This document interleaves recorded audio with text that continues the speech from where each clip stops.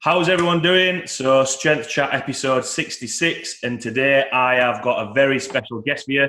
Today I'm joined by an American football player, a powerlifter, a coach. He's spoken around the world.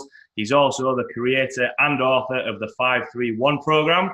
Today I'm joined by Jim Wendler. How are you doing? Very well, Stephen. Thank you for having me. No worries. I hope you. How are you doing? Go on, sorry. Good. I just realized that you asked me how my Easter was, and then got a little wrapped up. My Easter was fine, thank you. How was yours? Was your Easter okay? Yeah, I've still got Did some. you go to your parents' house? Say it again. Did you go to your parents' house? Yeah. So I'm originally from just north of Whitby. So I went to the seaside to have some fish and chips, and then called in to see my mum, my brother, and my little niece and little nephew, which was chaotic but good. Do you have any kids? I don't have any kids. Well, touch wood, I don't have any kids myself just yet. Yeah, good. That means you can just go somewhere and then fucking leave. yeah. I must admit, it's. I felt like a little bit of a kid when I went to the seaside playing in the arcades and messing around. Oh man, there's still. I think they did a movie, but there's like one big arcade left in the United States with all like the old school, full-on games, I guess you call them. Yeah. And when I was a kid, that was huge. And at the local grocery store here, they have two video games, like, arcade games. And one of them is a motorcycle game that I play incessantly. I have almost every top score in there.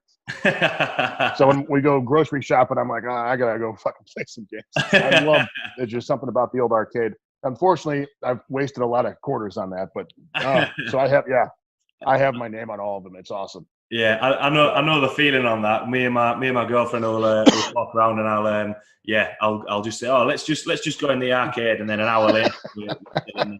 Did you get up to much over the Easter weekend? What's that now? Did you get up to much over the Easter weekend? Did you do anything? No, my son had 4 days off, Friday off from school, and then he had Monday off. So, my wife and I engineered an Easter egg hunt, Nice. Around our yard and stuff. And we went hiking at the local, forest preserve or whatever the hell you call it. So we went off trail and slid down shit and got all muddy, and my son was so it was fun. We have a good time. The weather here has been fucking amazing. Yeah, I must admit, it's always, everyone seems a lot happier when it's nice and warm. Hopefully, touch wood. Looking out my window, hopefully it'll stays nice. All our trees are blooming. We got flower. I mean, it's just amazing. You go outside, and plus I got to push the prowler today. Yeah, nice. And my prowler push is a half mile. I do 1/2 mile with the prowler, and but it's like perfect weather. It's like 70 something degrees right now, maybe 65. It's perfect. So nice. Excuse me. Up to or working on at the minute? The only thing I've been really doing besides my usual day-to-day shit is I work at the high school here in London. Yeah. In London, Ohio. So for the last 3 years, I've worked with the football team. And so it's like my own little experimental lab. Okay. So I've been doing a lot of different shit there. But the results have been absolutely fascinating. Excuse me. I wish I had a good excuse because I was a smoker or something, but I'm not. For those that don't know, so I started volunteering at the high school here. I had extra time. It doesn't matter why. And so when I first started there, I started as a football coach, not as a strength coach or anything. I just wanted to help out. I have football experience.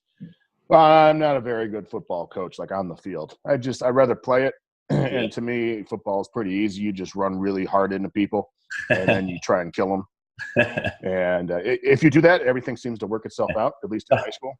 That seems to be it's not a very good coaching technique. Just kill that dude over there.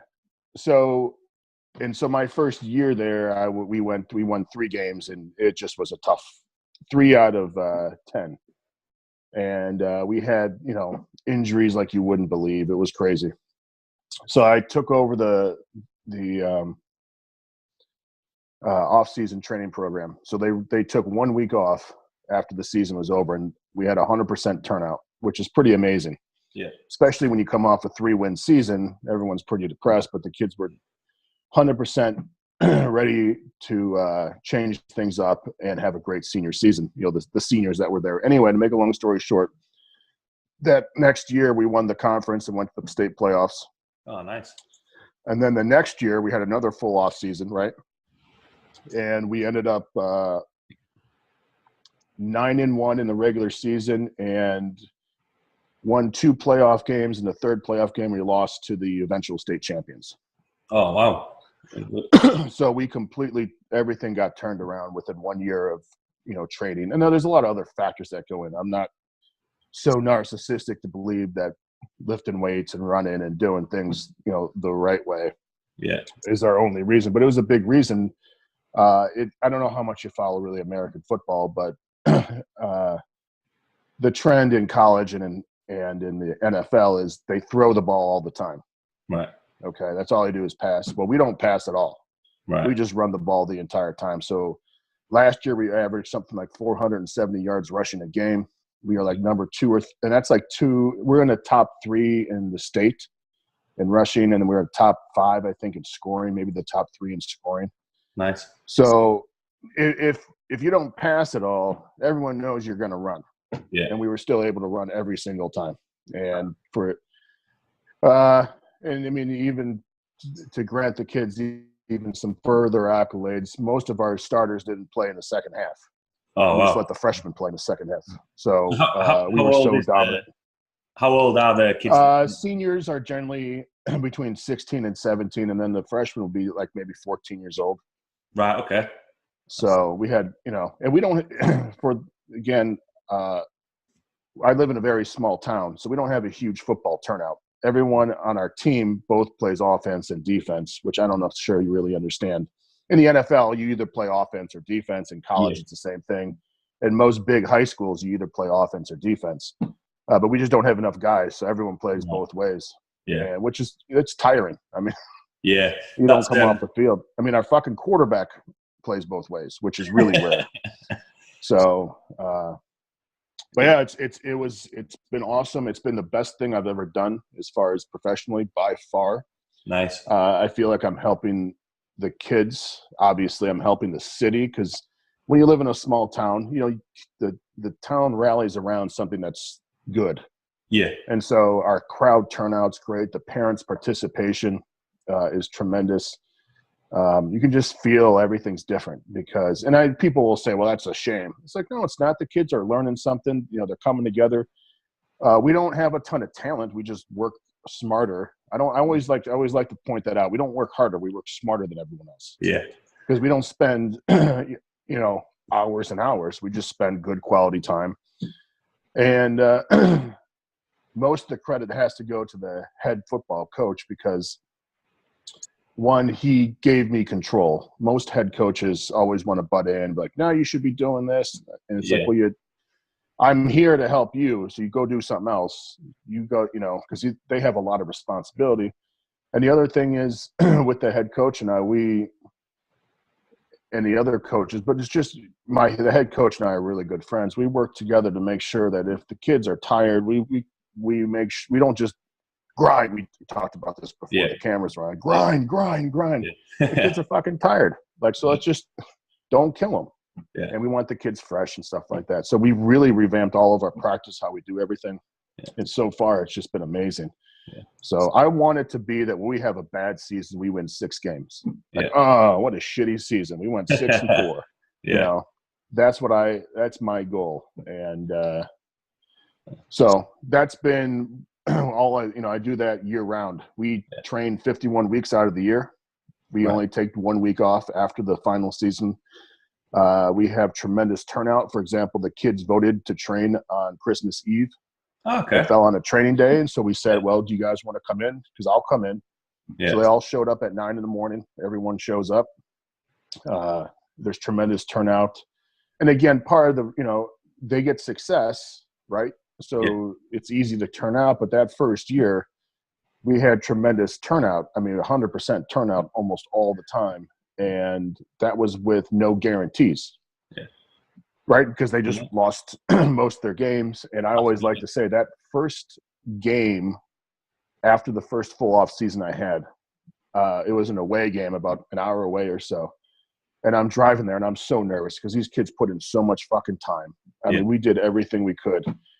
And so I'm right before the game starts, I get all the kids in their lines. We do like mobility stuff on the field.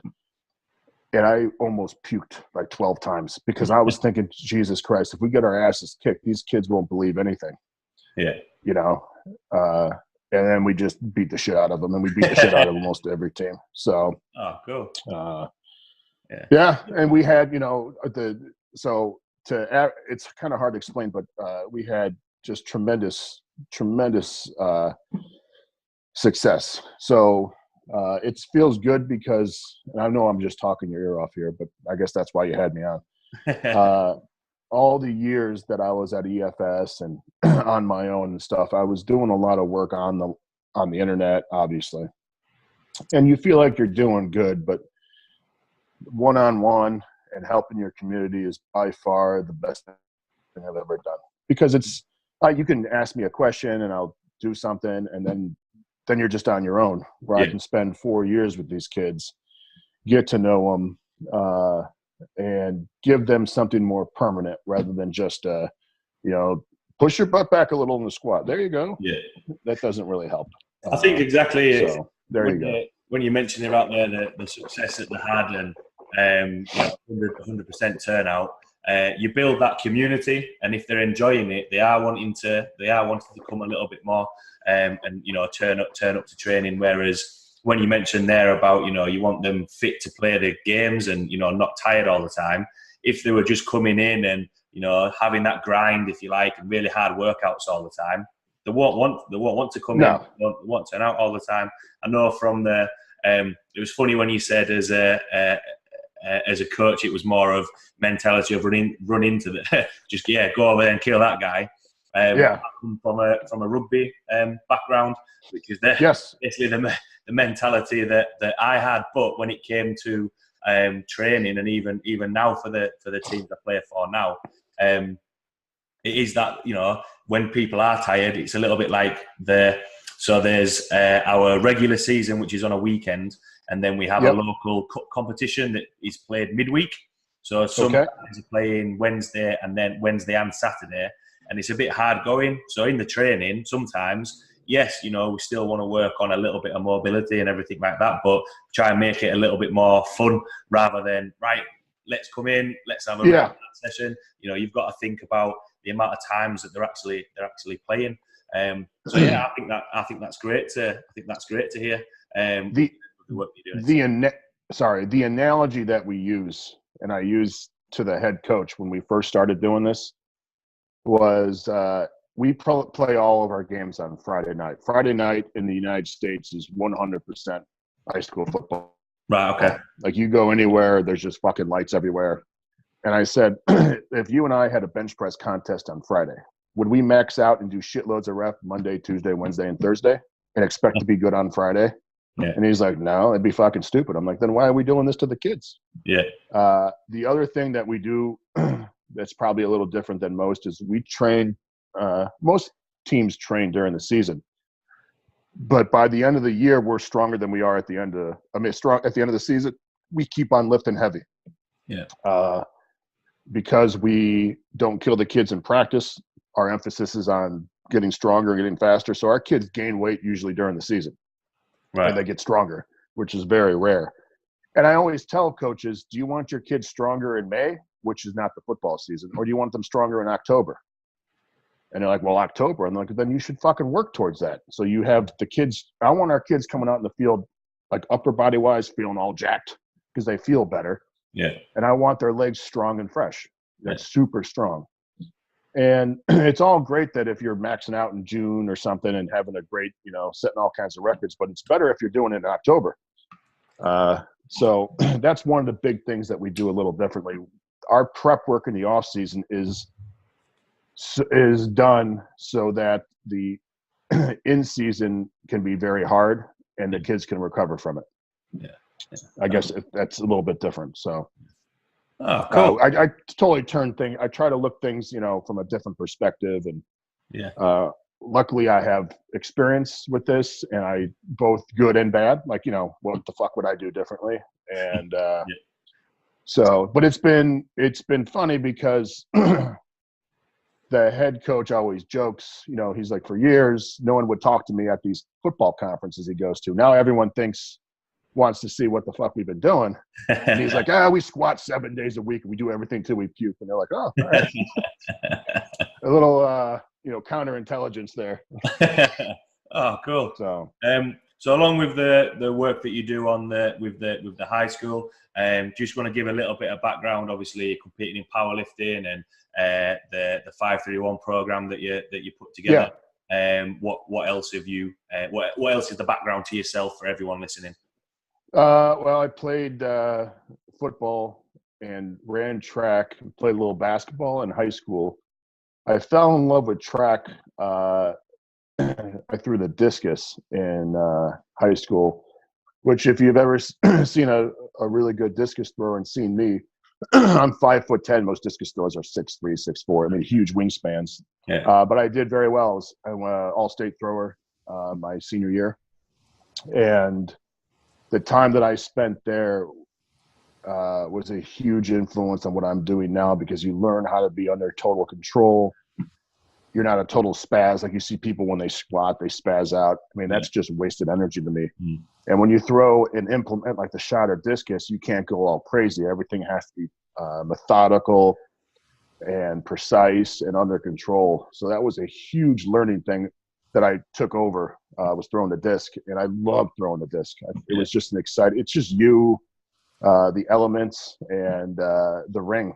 And it was something I really loved. But once I went to college and I walked on, which means I didn't get a scholarship. Right. So I made the team at University of Arizona, and I eventually won a scholarship. Right. Or I should say I earned a scholarship after 3 years, I think. Right. I don't know how long it was, but whatever. So I earned a scholarship, and that was a huge because my whole goal my entire life since I was, I don't know, for as long as I could remember, was always play college football. I love college football. It's kind of hard to explain, but people love football in America, but there's always someone who loves college football more than the NFL. Right. The NFL is just kind of like two forces just smashing each other that are the same. In college football, you have regional pride.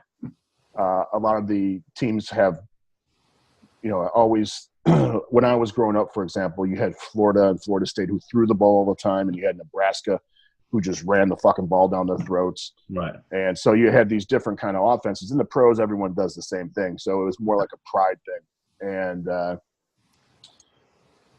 but that was, the amount of work and sacrifice that one has to do to get a scholarship, especially at Arizona, which was we ended up 4th in the nation.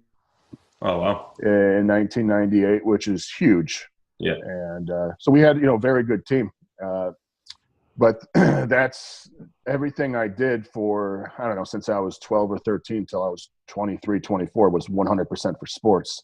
Right. And after that, I would love lifting, and that's all I could, think about. And I've been writing programs since I've been in 8th grade. There was no internet back then, so you just had to figure out shit on your own. Yeah. Which people, like, well, that must have sucked. I'm like, yeah, you know how much you fucking learn? Like, you learn way more trying to figure shit out on your own than you do just getting spoon-fed stuff. And I talked to a friend of mine, and I said, who's about my age, and I was like, we're probably the last group of lifters who grew up without the internet, who learned everything either getting passed down, because I learned a lot of stuff being passed down to me by other lifters and athletes.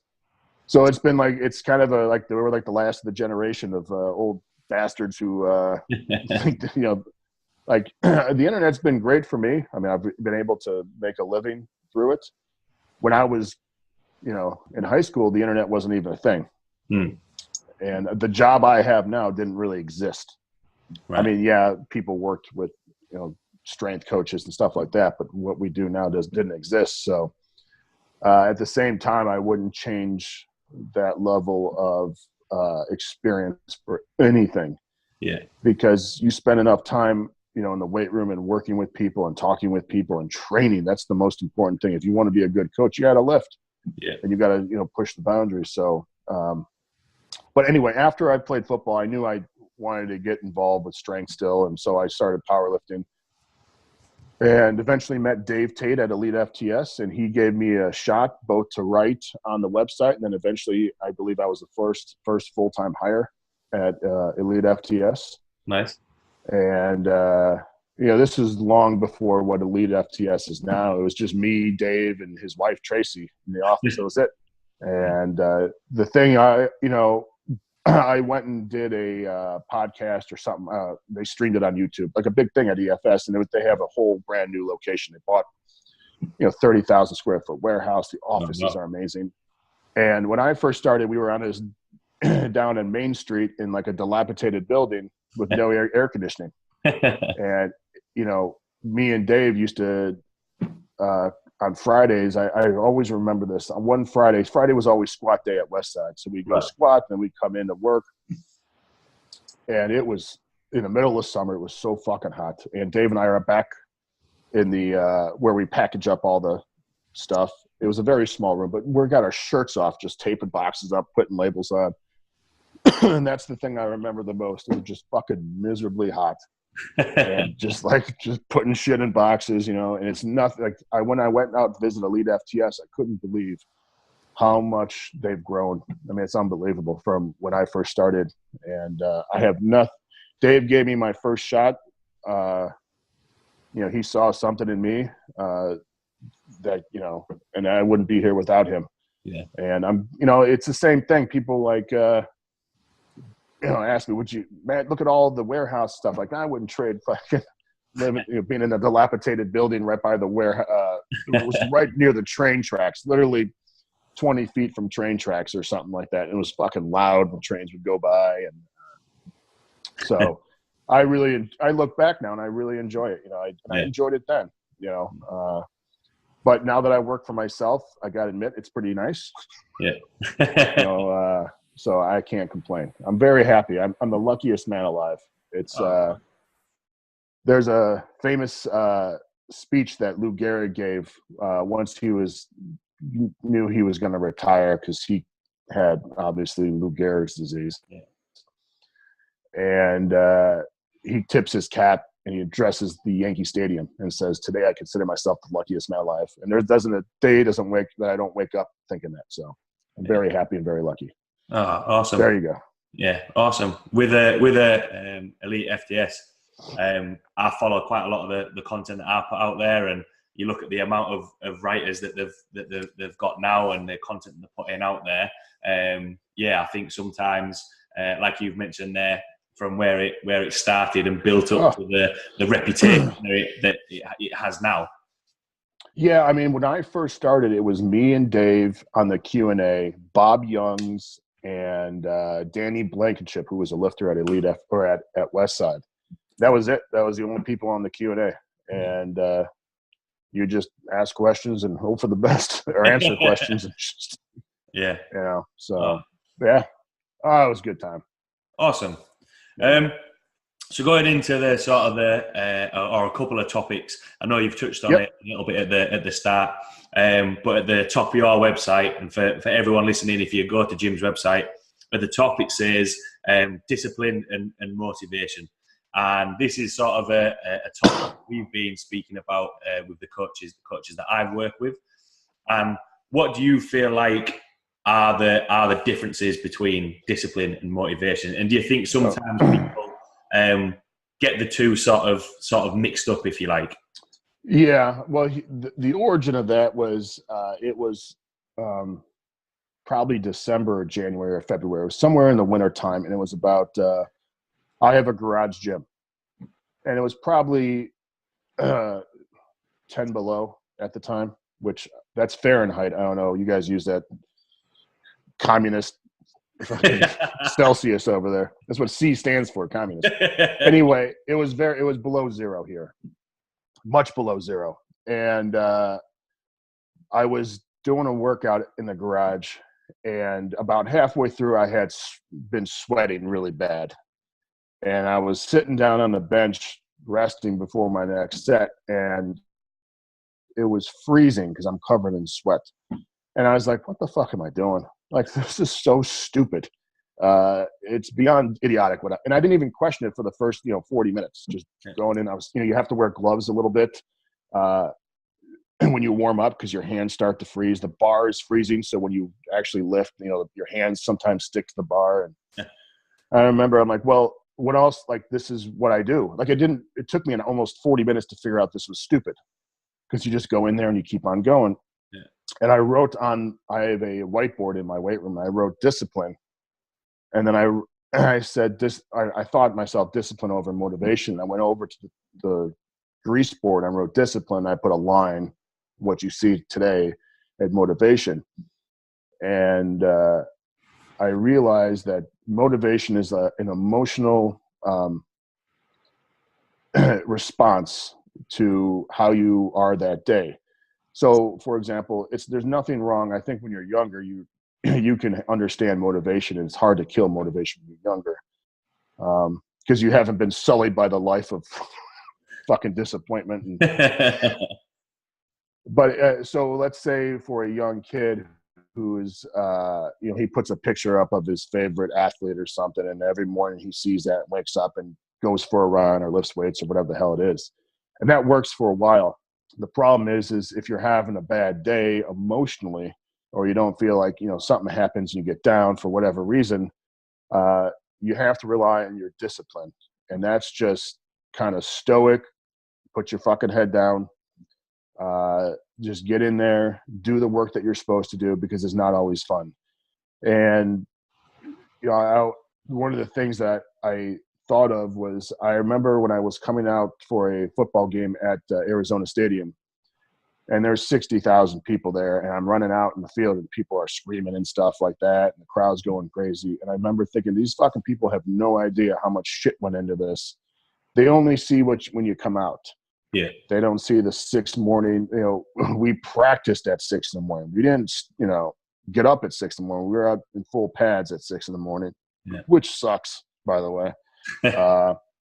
And, amongst everything else that goes on. And I thought, I don't think, it's people only see the end result. They don't see all the work that went in it. And that's discipline. And I see it in our kids because everyone likes to shake their hands, and we get, billboards up at local fast food places that say, go London, make, playoffs and stuff. And they don't see these kids training 51 weeks out of the year. And it's not always fun.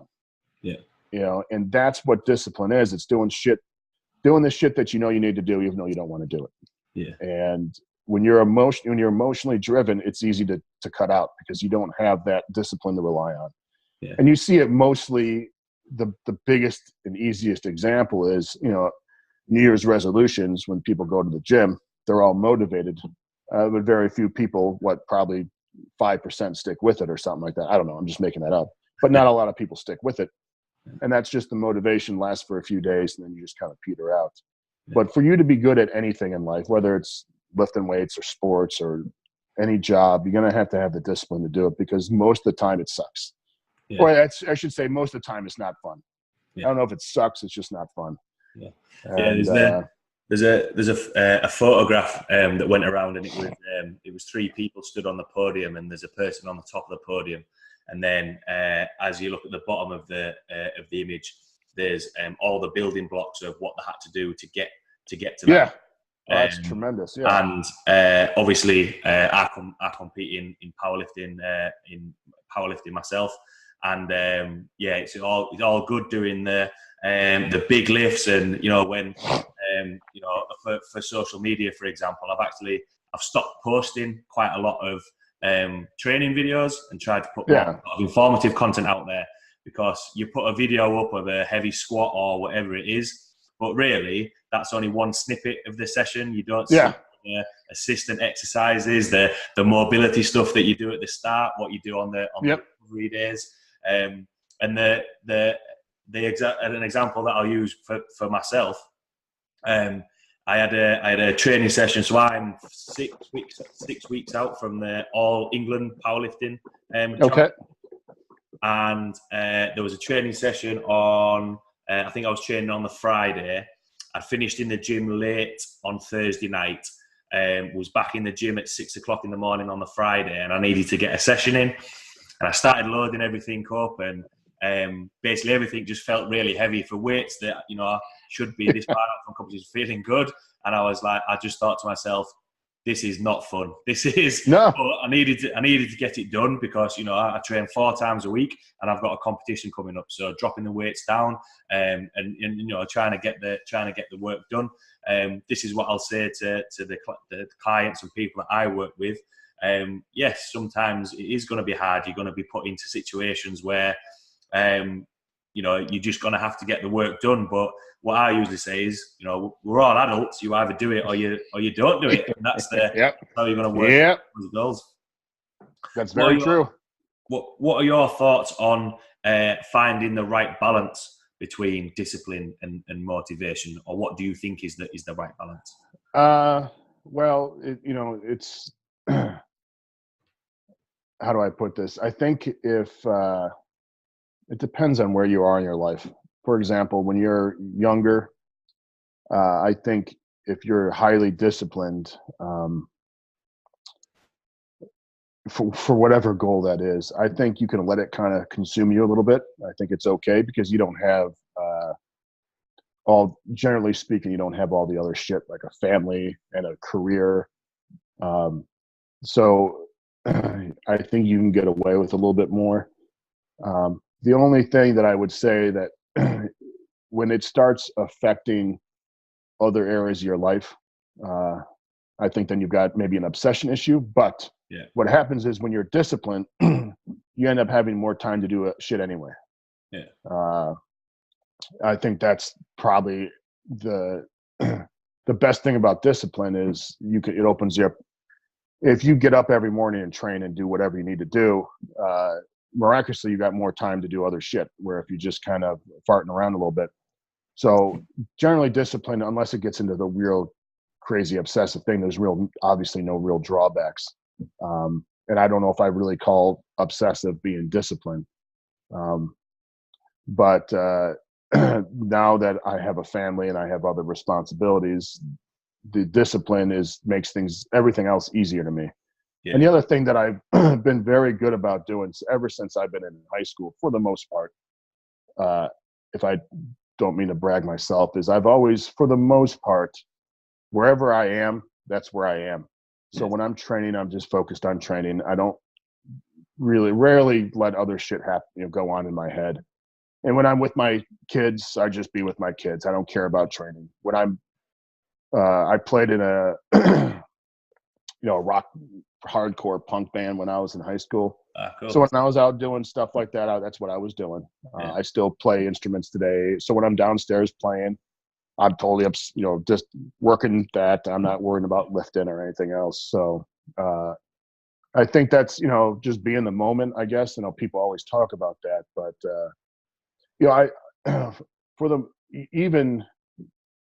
I'm very obsessive about training, and I just talk about this, but I'm able to, at least when I'm working with, talking with my kids, at least I can manage a conversation, even though I'm trying to do some numbers in my head. I think that's but when I was younger, you can get away with a lot more, because all I had to do for between 13 and 23 was worry about football and school. That was it. I had to figure out what school was. But that's all, so everything wrapped around those two things. So really, it's really not that hard. Get your fucking schoolwork done, go to class, and train. I mean, it's easy. So. Yeah, I think that's a good point when you touched on there. A lot of people will mention about dedicated and obsession and sort of get them two mixed up a little bit. But you can be obsessed with training. Like I'll read, I'll listen to other podcasts and learn as much as I can about training and everything like that. But before actually I jumped on the podcast to chat with you, I was out walking with the dog, and before I was thinking, I'm quite excited. I'm speaking to Jim Wendler this afternoon. But that's right, while I'm out walking with the dog, I'm thinking about because basically she's only 6 months old, and she'll run off and she'll go and go put her head near the river, and I'm like, don't jump in the river. But I think it is good to exactly as you mentioned to focus on those different aspects of your life essentially, because if not, I think just focusing on one thing can consume you a little bit and. I think sometimes it can, especially when it comes to training and pushing towards sports. I think sometimes that can cause a little bit of burnout by doing sort of too much and just be. One of the things that you talked about walking your dog. I have to have, for me to, how do I put this? If I have a training issue that I have with the kids, I'm trying to figure out what to do. The last thing I do is sit down and try and figure it out. I try to do something mindless, whether it be going for a motorcycle ride or going for a walk or playing catch with my kid or going downstairs and playing drums or something. And I'll just be going, dun, dun, dun, dun. And 20 minutes later, I'm like, there it is. So it helps me clear my head a little bit, and I have to get out of that headspace. If I'm not, that I'm miserable to be around. When I wrote my last book, 531 Forever, it took about 2 years of work. And I would work on it almost every day, but I would have batches where it'd be like 6 or 7 hours of me just typing and looking at all my notes. I have fucking 400 pieces of paper all scribbled on, and I'm a miserable bastard to be around. And that's one of the reasons why my wife wanted me to start coaching. She's like, you gotta get out of the fucking house. You're driving me nuts. And so I saw what it can do. And, some people I think are built for that. And that's okay, because we need those people. It's just like my wife and I always say, the guys that are diffusing bombs in the Middle East, I don't want them to be thinking about their family. I want them to be selfish, fucking crazy bastards going over there, and that's what they love to do. That's their obsession. I don't need them to be family men. Even if they have families, we all know that their obsession lies. And I don't want like the snipers out there, like, worrying about whatever. I want them to be obsessive about what they do.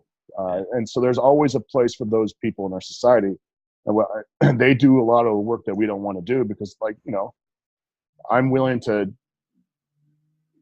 do X, but not at the expense of my kids. Well, sometimes you have to in some of these jobs. And so I'm glad that there's people out there who are fucking crazy enough, because I'm not one of them. Yeah, it's funny you mentioned that. Actually, my brother was actually in the army, and when he was based in Cyprus, he worked with bomb disposal, and that was one of those things where it was sort of from our family point of view, was quite a worrying Yeah.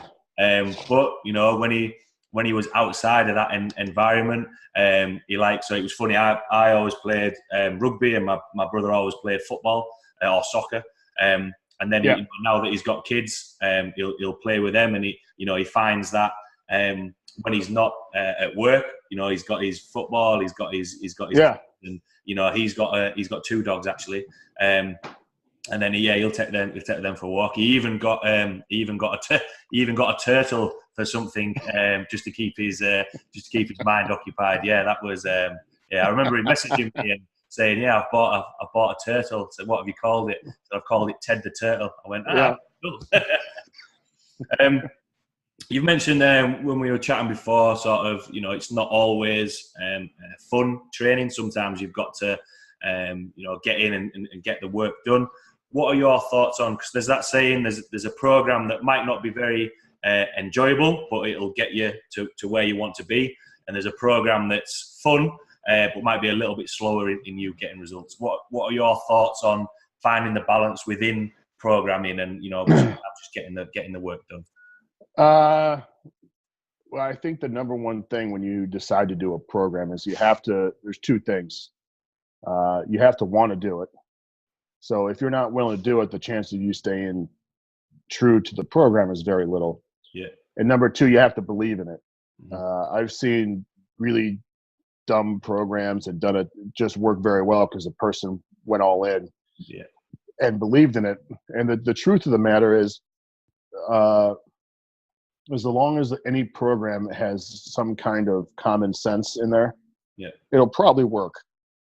And it works much better if you're dedicated to it and you believe in it. I see it. It's just having faith in what you're doing and stuff, and that ends up working out for the majority of people. As soon as someone's like, well, I don't know if this or that, and then it just becomes, then just go do something else that you want to do, because it's gonna work regardless. I don't I reference this all the time when I do my presentations. I said, that's I always say, well, these are the principles that we base. This is what we do as far as what we believe in. And at the end, I'll show what we do training wise, but that doesn't really matter as much as just sticking to the principles of what we train. And so as you stick to the principles, it doesn't really matter really what you're doing so much. I mean, it does, but that is the most important thing. So I think people get a little, and ironically, I say this, little too wrapped up in like programs more than they get wrapped up in the building blocks of said programs, or what those programs are, the foundations are. And I think if you follow that shit, I think you're gonna be okay. But this is totally off topic, but for years and years I was surrounded by very strong lifters, and the majority of the people that I talked to were experienced lifters, and it was a real eye-opener going to the high school, because now all of a sudden I'm stuck with some kids who've never lifted a weight in their lives. And then because of the success that we've had at the high school, now the junior high kids are starting to come over. And so that was a real eye-opener, because when you are 12 or 13 or 14 years old, the difference in maturity level in some of these kids was massive. You'll have a kid who can deadlift 300 pounds at 14 years old, and then you have a kid who can't run down 100 meters without falling. And that's not like lying, it's just like, holy shit. So that was so we talk about programming. It's you have massive variances on the end of the spectrum, and you realize that the same principles will get the kids where they need to go. It just have to alter them greatly. So whenever I get caught up on what to do, I look at what my principles are, and then I just adjust them for the training level. And luckily, like my first year, we couldn't get any of the junior high kids out here, and this year we have up to 15 kids coming in from the junior high. And so my wife just started working with them, because I couldn't work with those kids and then 50 other varsity kids at the same time. It's a complete clusterfuck in the weight room. So thankfully my wife started working with the younger kids. So we're developing a unified program for the junior high right into the high school. So when the kids come into our program, to the varsity program, they're ready to go. And as an example, the way we train is we train very efficiently. And because I can't go around every single set and correct everything, you have to have some self-discipline, and I call it personal sovereignty to do the set correctly. I have 50 kids and there's one of me. I'm not going to be able to look at every set. So we drill good technique incessantly. So when they finally get up to where I'm coaching, I don't need to be coaching, like, really, is that where you're going to put the bar? Like, you have to learn how to do it right in order for us to work together. So, but that's been an awesome thing. And we're probably one of the few schools that now have a feeder program that gets right into our high school. And the funny thing is we're in a very small town, Yeah. and to have that kind of manpower, and we're not getting paid. Like, these are all volunteers, and that's what kind of irks me a lot of times is people will say, wow, like now that we've got a feeder program and all this other stuff, it's like, I wish we could have this, some coaches. And I'm like, dude, you live in a town of like 500,000 people. You're telling me there's not a couple people who can volunteer some time and help you out? Yeah. So I don't buy that. If you got 500,000 people, you have 2 competent people that can, give you a hand. Yeah. So that's the number, as far as communities, I hope that one day we will inspire other communities to be like, you know what, let's not wait for the administration or anyone else to fill a spot. Let's just go in, let's just help out, and do it for the good of the making the kids better, making the community better, rather than the government. If you wait around for the government or the state to do anything, you're never going to get anything done. Yeah. That's just the way it goes. I think that's a great point. I think sometimes people are just take too long to do things rather than just going off and doing it. Yeah. For example, I started off this podcast. I just thought it would be cool when people ask me questions. I'd go episode 1 and answer the question.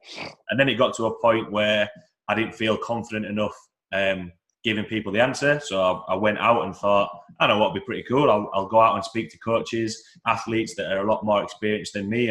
And in all honesty, I still don't think that, people will reply, but going out and doing it, and, the responses I get is good. And, to speak to coaches such as yourself, in terms of when you mentioned there about, doing things for the community, one of my closest friends works for the local council, and the amount of, when he chats about the amount of hoops that he has to jump to try and do things, I know this is a little bit of a tangent towards Jenny, but I think, for what it would take to actually get the job done, it's taken twice as long just to sign a piece of paper to get it. Yep. And just going back to when you mentioned about, learning or teaching the kids that you work with, when there's 50 of them and only one coach, we run small group training in the gym that I work at. And I think more of an emphasis should be on the people that you're working with, or the kids that you're working with, learning how to do things, which isn't there. I think sometimes people can be too dependent on a coach and be like, oh, can you just double check this? How I learn is they got to get off the teat sometime. Yeah. How I learned was, and what I like to do with the interns that come in and work at the gym is, it's, not always, still teach them, but sometimes, at the end of the week, throw them in at the deep end and be like, it's sink on, let's give it a go. That's how I learn, and that's how I still learn, which is I think sometimes forgotten about sometimes, or not used as much. Yeah, I dude, every time I coach, we got because we had a holiday on Monday. We trained today because we usually just train Monday, Wednesday, Friday, whatever. I'll go one today. I'll be hit with a situation, and I'm like, fuck me, what am I going to do? And so every day you get in there, you get a little bit better. And Dave Tate and I thought about this for a long time. For a long time, Dave and I would do seminars all over the country, and people would always ask us about coaching. And one day, Dave's like, you know what? We never talk about communication, because we always talk about programming and all this other shit. But coaching is nothing more than communication in a personal relationship. Yeah. And if you can't speak in front of 50 people and be confident and get their respect and you get your point across, you can't just talk in some scientific jargon. They're like, what the fuck, dude? So what am I doing? You're just squatting low. Fuck it, we're doing it. That's so coaching is more than just sets and reps and programming. It's understanding the person you're working with, understanding that each kid's going to have a little different drive, and I know most of my kids very, very well, where some kid I can tell them, dude, that sucks, like really bad. And other kids, and I don't say it in a mean way, like they know, like I'm not going to, yell at them or anything. I've only yelled one time in the weight room. That's it. One Right. time I've yelled at people, and 3.5 years. Anyway, and other kids, you got to make sure, you just correct them, and as soon as they do a good job, you try and congratulate them. But that's just part of the whole coaching thing.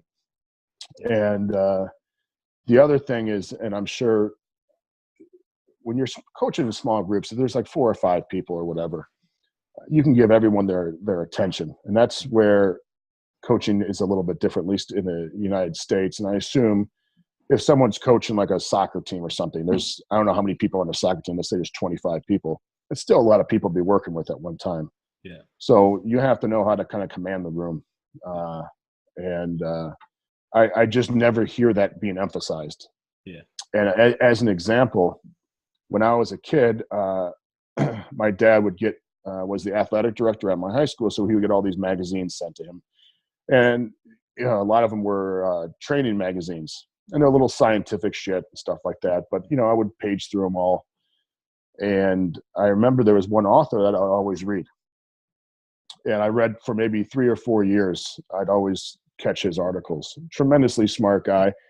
Mostly talk over my head, but I could understand enough. And then I met him in person. He was a strength coach that I worked with.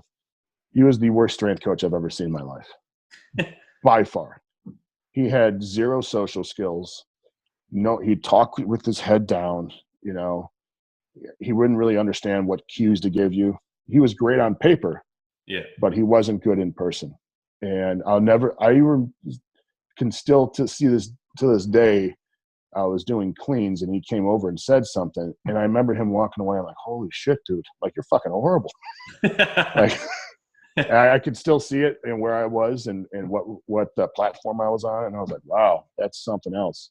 Yeah. And then I realized that there is a definite difference between being I guess you would call it an internet expert, or at that time a magazine expert, and being a competent, good strength coach. And I was like, man, it doesn't matter. Like, all this shit you were saying, really? Yeah. So that's sort of gone. It was disappointing. It was disappointing. Yeah. All right, go ahead. That's gone quite nicely into sort of the next topic that I wanted to chat about. You posted an article, I think it was at the start of the year, and it was effort versus knowledge. Basically, chat about that. You were having a conversation, and most of it does come down to speaking, the programming sides of things.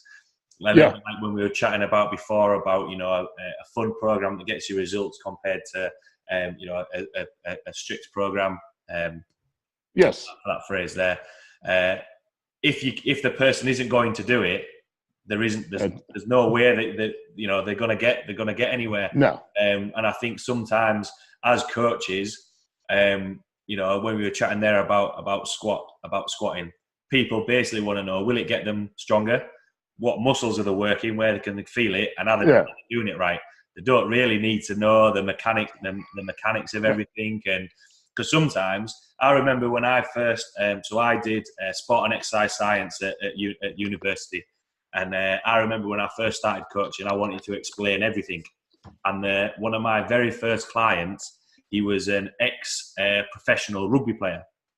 When I first started coaching, I played rugby myself, but I walked in and there's this guy there, and I'm sure he was about twice the size of me, and I went there and I tried to explain and give him the science behind everything, and he just turned around and went, "Am I doing it right?" And I went, "Yes." That was about it. One of the best compliments, actually, because I think that was a good learning curve, because he played rugby, and he didn't. He had his thoughts on what training should be, and then I tried. Basically, he blew a disc in his back, so we worked from the floor, and he always got invited to like a Legends rugby game. We always turned down because he was always unsure about his back. So I tried to get him to a point where he could go and play. anyway, he got to a point where he actually went and played. The little tangent is that when he came back into the gym, he got a little bit excited, tried to run around the fullback and pulled his hamstring. But when he came back in and he said, one of the best compliments I've actually, or what I think is the best compliment, he actually turned around and said, "You're not so bad if you got me to play rugby again." And I thought that was, I didn't want anything else. I didn't want a round of applause or anything. And then when we're talking about communication, and I said, well, I could have done a better job because you were the silly bugger that pulled your hamstring. But, Yeah. I think I trained him for a couple of years, and he managed to go back and play. And I think sometimes an experience like that shows you how communication is such a big point. And I think it doesn't mean communication that you have to be loud and boisterous and shout. No. I call those guys cheerleaders. I'm no cheerleader. Yeah. I mean, some people are, and I'm sure some people like that. I can be loud and shouting when I want to be, but most times when it comes to the strength training side of things, sometimes all you need to do is talk to people, and and have that communication. I talk about the cheerleaders all the time. You see it a lot in American football in college. There's some amazing strength coaches in American football because it's the biggest sport here, and but you see a lot of cheerleaders, and they're just running around the weight room screaming and yelling. And I remember seeing that, and I'm like, dude, I can't do that. I couldn't maintain it for more than 2 minutes before. I'm like, dude, because if I saw that as a player, I'd be like, dude, you're full of shit. Yeah. And because I just see it as like false energy. And so, I'm very calm when it comes to the kids in the weight room. Obviously, like if I'm helping a kid out, I'll get on them a little bit, but I don't. Yelling is what you do when you don't know the answer. It's like modern day protests. People just screaming. It's like, well, why don't you beat me with your ideas? Blah, blah, blah, blah, blah, blah. Like, all right, just prevent me from speaking. I see how it goes. It's the same kind of dynamic when you see people screaming and yelling rather than sitting down and talking and being calm. And again, it's more of it's probably a defense mechanism. Like, I don't know what the fuck I'm doing, so I'll just distract them. It's like when you have a little baby and you have dangly keys, and you're like, "Ooh, look over here." I feel like that's kind of what a lot of that is. And but again, it's just not my coaching style, and I don't think it's not a good long-term solution to being a coach because you can't do it all the time. Yeah. And so it's like when you see Instagram models in the fitness industry, they're showing off their asses and their tits and their cooches all the time, giving us snapshots. And it's like, that's not a good business model because you're going to get gross at some point. It's just not, and if that's what they want to do, I don't care. Yeah. But it's not, like I love my job and I love this industry, and this has given me everything. And I just hate to see people cheapen it, I guess is the best way to say it. I'm not saying it's life or death. Yeah. But 99.9% of people, their jobs don't involve life or death. Like I hear that all the time. Like, well, you're not curing cancer. Well, neither the fuck are you. You seem to take your job pretty seriously. So, but at the same time, I think it kind of cheapens our image, I guess. And truth be told, I don't really, I don't spend a lot of time on that stuff. Like I just found on Instagram that there's, you can get a message to you, right? What do they call them? And there's a whole other place where people send messages. I had no idea. So I had like fucking 200. I was like, oh shit. Like, I feel like kind of an asshole that I didn't answer any of these, but I had no idea. So that's not me being cool because I don't know. I think there's better ways of spending your time. Yeah, absolutely. When you're coaching, you want to be. It was funny. Me and one of the guys that I work with, we ordered some tripods to do some filming, Yeah. of basically, when we're coaching, being like, this is what we use. The only downfall in that plan was that we actually have to stand behind the tripod and film rather than Yeah, that's so not going to happen. really People ask me all the time, why don't you film your workouts? I'm like, what am I going to? At no point am I in the training. I'm like, you know what? I got to film this. Yeah. I'm like, I got Phil, actually, and as well, he was he's called Matt Cook, and he runs the he basically works with a lot of the athletes that come to the gym in team sports, and he was going through some running mechanics, and he went to go look through his phone, but he ended up putting the phone down and then looking back up, and the video is just up and down rather than coaching. So in the end, one of the when the interns come in, we get the interns to record, so we can actually we can actually coach. You can actually get the work done. With that, when you mentioned sort of with the learning as a coach at the start, when you mentioned about you have to write your own programs and learn as you go. What are your thoughts on backing up?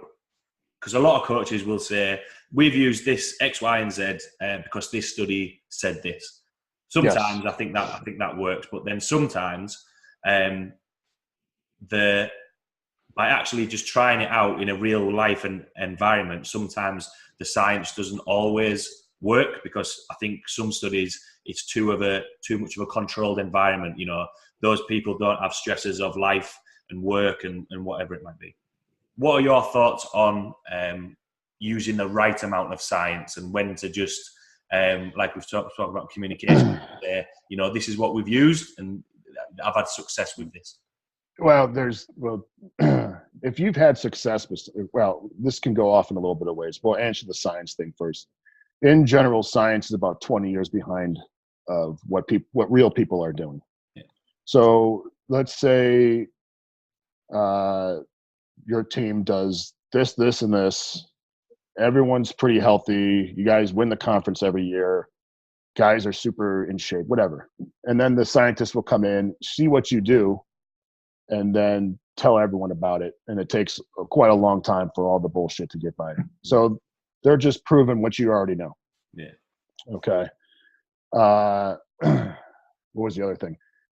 The other thing is, let's say the coach or someone comes up to me and says, this is the program, okay, that the science says works. Well, there's two big things wrong with that. Is one, I don't know that program inside and out. I know my program inside and out. I'm able to change anything within the confines of my program, and depending on what I see from the kids. I call them trapdoors. Like, shit, we need to have an escape route because I can't just do everything. I see what the kids are like today. We're going to have to take something out. What can I take out and still accomplish what we need to do today? So if you gave me someone else's program, I have no idea what that program, all the trapdoors are. It doesn't make any sense to me. So I think that's number one. Number two is the number one rule of Jim Wendler's coaching is don't coach what you don't know. For example, in sports, the power clean and the hang clean and stuff like that is, for many years was revered as the exercise to do. I don't feel very comfortable coaching the power clean or the hang clean. I'm just not that good, especially there's a lot of reasons why we don't do it, but that's the number one. Number two thing is, if you can't jump on a 40-inch box and do 10 chin-ups, you got no business doing power cleans. Like, we got to build some muscle and some coordination before we do anything. So if I don't know what this program is, and I also don't believe in the program, then you're going to get a subpar coach and you're going to have a really shitty program. So I tell people all the time when I do my things, I said, if you do my speeches and whatnot, I said, this is what we do. At the end, I always show a slide of a general workout that we do. And I said, but if you don't feel comfortable teaching the deadlift, then just don't do the deadlift. Just because I do it doesn't mean you have to do it. And if you have another way of doing things, that's fine. Like, I don't care. I'm not so stubborn in my ways that I'm stubborn in my in my programming for my team, but there's a million different programs out there, and all of them seem to work very well, given the right coach in the right situation. So I don't see that. Like if someone showed me the sciencey part, I'm always like, like so what? Like, we're awesome, so we're doing something right. Yeah. And the other thing that I always take a grain of salt with, there's a guy named Alan Cosgrove. I don't know if you're familiar with Alan, but he's one of the smartest dudes in training. And he remarked to me, he said, this is my problem with scientific studies. If you and I maxed out on the squat, right, and we both hit 500 pounds, then we did a full squat workout right after, and then we maxed out again. What are the chances of us hitting 500 again? 0, right? Let's say you squatted 420, you both squatted 425 or something. We just proven that lifting weights makes you weaker. So you have to kind of understand what you're reading a little bit. Yeah. And I've also, when I was at the University of Kentucky, I've seen studies being done.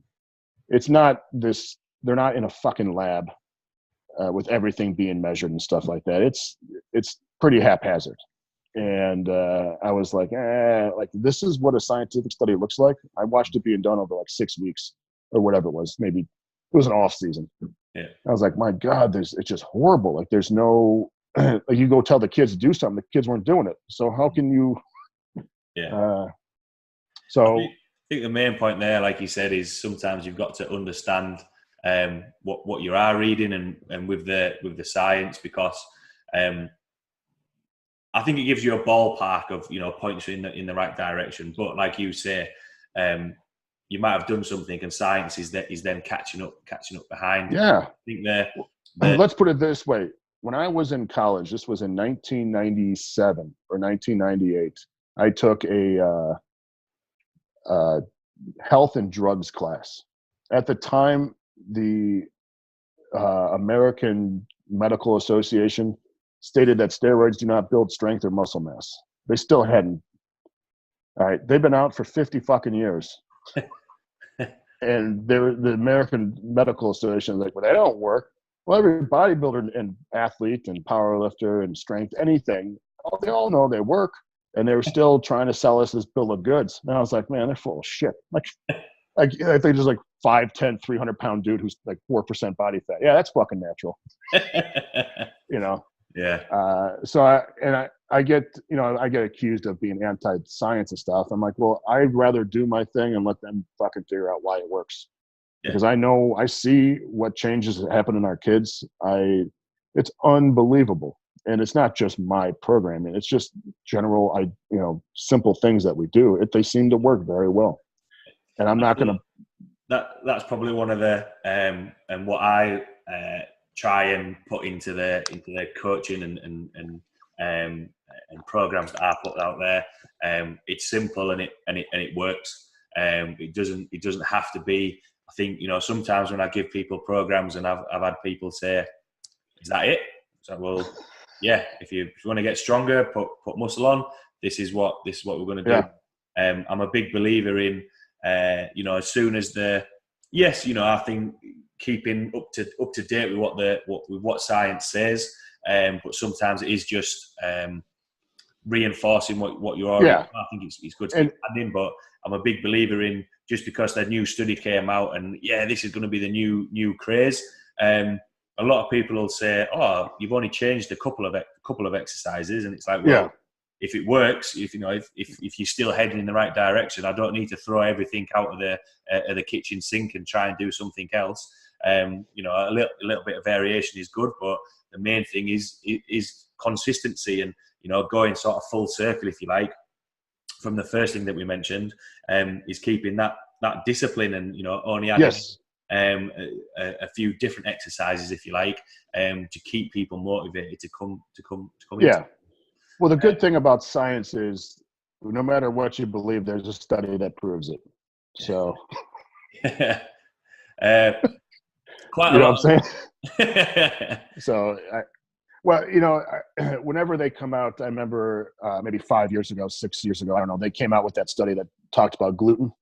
and everyone was, going crazy. And then the next year or year and a half later, those same scientists like, man, we fucked up.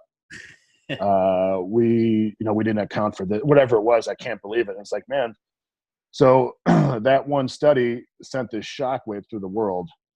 And then they came back. It's like, man, it was wrong. And I admire those guys for stepping up and saying, but I wonder if that was like a sociological experiment. Like, we'll see how many people we can get on this fucking train. A study within a study. Yeah. And so here's the good example is when I talk to people about eating, I said, if you don't like the way something tastes, or every time you eat, you get a rash or diarrhea, just don't eat that. There you go. Like, you don't have to do this and that just because. I mean, if your real world results, every time I eat green beans, my throat gets itchy, well, just don't eat fucking green beans. Like, you don't have to do something just because these people aren't even working with you personally. So how the hell would they know? So there you go. Quite a lot of different topics covered there. I've really enjoyed chatting with you. Yeah. I think it was all the questions that I had in mind. That's exactly why I wanted you on as a guest. Just to sort of round off the episode. Yes, sir. Like, what would be your take-home points or words of wisdom for everyone listening? Let's see here. First of all, I guess it depends on who I'm talking to. Is it lifters or coaches here? There'll be a mixture of coaches and lifters. All right. I think the drive home points are fairly, I guess, somewhat the same. Is believe in what you do, be insanely consistent in how you approach it. Enjoy yourself a little bit, just a little bit though. And I'm joking. Man, there's like a million things, but I at least for the people out there, like the coaches and stuff, or people who are younger into this, is make sure you really enjoy what you're doing. There's a lot of people, I think, in this industry who kind of approach it half-hearted. Yeah. And I think you have to really understand that to be good at this, I think requires a tremendous amount of sacrifice on your part of learning. And I say, regardless, especially for the coaches, make sure you keep training yourself. Yeah. As an example, I still train very hard, and I still put myself in very uncomfortable situations because it gives me perspective on what I'm asking the athletes to do. Yeah. I think it tends to get romanticized by coaches if they're 10 or 20 years removed. They always like, well, we did this all the time. I'm like, yeah, but you hated it and it sucked and it didn't do anything. And I think that's fairly important. For younger lifters, as long as you have your personal and career, or college or whatever you're doing on track, I say you go as far all in as you can, if this is what you want to do, because it's fleeting. Like you can't squat 1,000 pounds forever, So if you got it, man, go for it. Just make sure you're not sacrificing your entire life for it. Like, don't miss mom's birthday, So I don't know. Like, and the other thing is, for coaches, besides the easy stuff, is get in and get in the dirt. Start coaching. Actually do something. Don't just be on the internet. You'll learn more in 1 year of actual work than you will in 20 years of farting around on the internet. You start to, I mean, each kid has its own little problems, and you have to figure that shit out. And it's don't be frustrated if you don't know the answer, because sometimes it's not clear. But you'll learn more from that than you will from, doing anything reading wise. So I think that was some great points to finish on. I stumbled. So for everyone listening who might want to see the blogs and articles that you put out there, where can people find you? Okay, we have a website. I know we've just said about spending a lot of time on the internet, but yeah. Right. We're at jimwendler.com, and that's WENDLER.com. You can get our books on there. You get T-shirts and swag. You can get all of our books are also on Amazon. I have a Facebook. Whatever. We just usually update that with our blog stuff. Yeah. And I answer some questions on there. And then we have an Instagram page, which is just, what is it, Jim Wendler or Jay Wendler? You just type my name in, it'll come up. And it's a little more personal. It's easier to communicate on Instagram. And occasionally, maybe once every 2 months, I do a huge Q&A for about 2 or 3 hours. And it's fucking massive. I get 1,000 questions. I mean, maybe 500 or 600 questions. It's insane. Yeah. And the best part about doing that is I can't type very well on my phone. So I make the answers very brief, and I try to be incredibly entertaining because I even though probably people get a little upset that like they'll ask questions like, "What do you do for 6 weeks?" I'm like, I can't fucking tell. Yeah. So I'll say something like, "Just try really hard, you'll be all right." That's my answer. So, but those are generally fairly fun to read. At least for me, I have a tremendous time doing that, and then anyone in the United States, if you want to play football and fucking win, come to London, Ohio. It's open enrollment, so anyone can come, and you'll be treated to the finest strength and conditioning. By the way, real quick, I just got a text. We had a 5'9" and a 5'10" kid on the football team dunk a basketball today. Nice. So that's insane, man. That's probably Kyle just.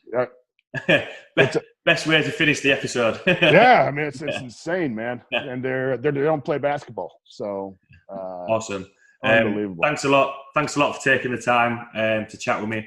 I hope everyone enjoyed that as much as I did. Thanks again. Thank you, Stephen. And enjoy the rest of your day. You too. Have a great day. Okay. No worries. See you later. Bye.